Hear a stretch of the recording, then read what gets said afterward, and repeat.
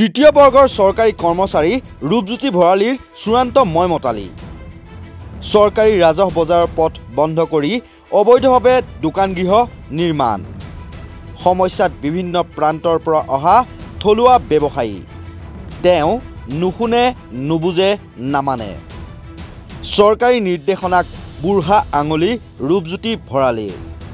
ৰূপজ্যোতি ভৰালীৰ অটপালিত অতিষ্ঠ সাপজুৰি সাপ্তাহিক বজাৰৰ ক্ষুদ্ৰ ব্যৱসায়ী। সমস্যাত পৰা ক্ষুদ্ৰ ব্যৱসায়ীৰ বজাৰ এৰাৰ সিদ্ধান্ত। কাৰ বলেৰে বলিয়ান বোকাখাটৰ এইগৰাকী তৃতীয় বৰ্গৰ কৰ্মচাৰী।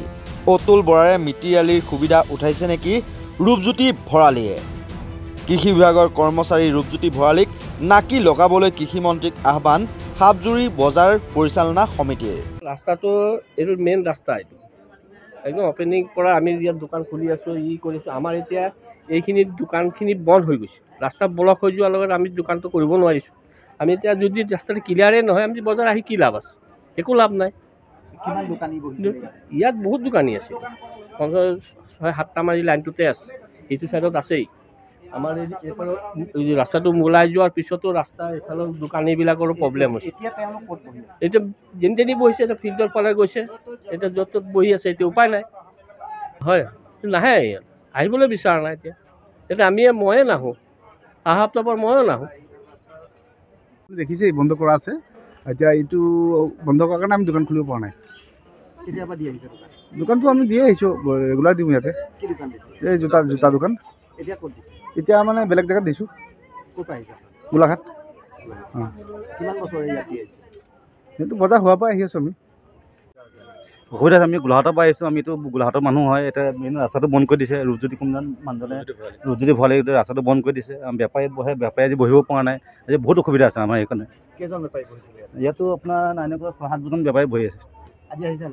আজি অহা নাই, জেগা নাই, বহিবলৈ উপায় নাই। জেগা নাইকিয়া, জেগা হ'লে বহিব, জেগা ঘৰ বনাই দিছে। আমি গোলাঘাটৰ পৰা আহিছোঁ।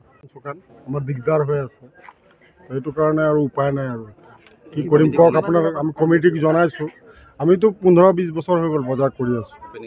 অপেনিং কমিটিয়ে কৈছে ক'বা তোমালোকে, কমপ্লেইন কৰিবা এনেকুৱা। এইটো কাৰণে আপোনালোকৰ অসুবিধা হৈছে, সেইটো কাৰণে কৈ আছোঁ। আৰু ইয়াতে দি আছোঁ আৰু যেনে তেনে। 10 বছৰ ধৰি বজাৰ কৰি আছোঁ। এইখন ৰাস্তাখন ক্লিয়াৰ আছিলে, আমাৰ ঠেলা সোমাই আমি ঘৰৰ পৰা বজাৰ কৰিব আহোঁ ইয়াত। এতিয়া যদি ৰাস্তা বন্ধ হৈ যায়, আমি অনিৰ্দিষ্টকালে বজাৰখন বন্ধ কৰি দিম। সেইটো আমি হেৰি কৰোঁ, নাহোঁ বজাৰ। আৰু আমি কাপোৰ দোকান আছে, সূতা আছে, চব মিক্স আছে ইয়াত। এইখন ৰাস্তাখন বন্ধ কৰি দিলে আমাৰ ঠেলা চেলা একো নোসোমায়, কাষ্টমাৰো নোসোমায়। এতিয়া আমি বন্ধ কৰিবলৈ বাধ্য হৈ গ'লোঁ। আৰক্ষী বিভাগৰ লোক আহিছিলে, আমি অভিযোগ দিছিলোঁ। আৰক্ষীয়ে সেই মুহূৰ্ততে উঠাবৰ কাৰণে যিকেইটা পকা পোষ্ট ফুটিছিলে উঠাবৰ কাৰণে ৰূপজ্যোতি ভৰালীক আদেশ দিছিলে, কিন্তু তেখেতে আজি পৰ্যন্ত উঠোৱা নাই। আজি আপোনাৰ 3 দিনেই অতিক্ৰম কৰিলে আৰু আজি পৰ্যন্ত উঠোৱা নাই।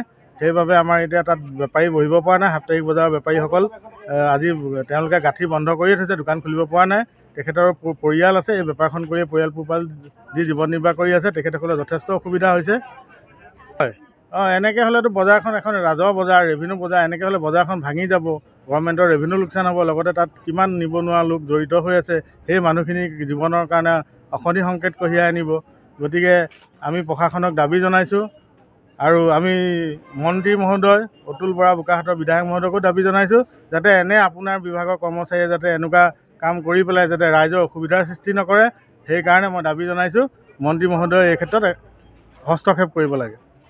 ইপিনে গোলাঘাট জিলা পৰিষদে বিষয়টো সন্দৰ্ভত পশ্চিম উন্নয়ন খণ্ড বোকাখাটৰ খণ্ড উন্নয়ন বিষয়াক ব্যৱস্থা গ্ৰহণৰ বাবে নিৰ্দেশ প্ৰদান কৰে যদিও বৰ্তমানলৈকে কোনো ধৰণৰ বিহিত ব্যৱস্থা গ্ৰহণ কৰিবলৈ সাহস গোটাব পৰা নাই খণ্ড উন্নয়ন বিষয়াগৰাকীয়ে।